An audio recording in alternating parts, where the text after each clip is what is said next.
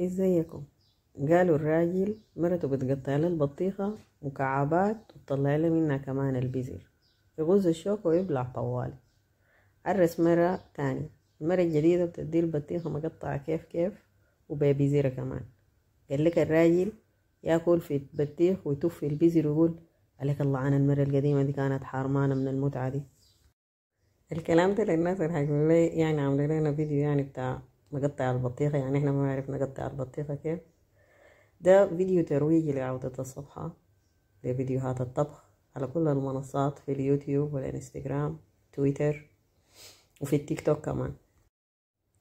وفيه فكرة بسيطة لتقطيع البطيخ وتقديمه بطريقة ظريفة، بطريقة سهلة وسريعة. الصفحة اللي ما بيعرفها هي صفحة متنوعة وقناة متنوعة وبتجدد سريعة.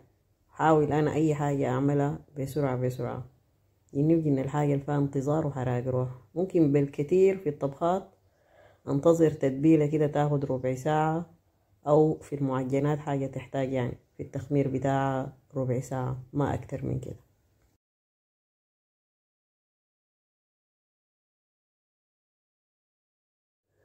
الطبخ طرق ومدارس، وما إلا بطريقة معينة عشان تصل لحاجة. والبصلة دي ما كتلتيها ومقتولة ليه يعني؟ عملت ليه شنو يعني؟ المهم النتيجة.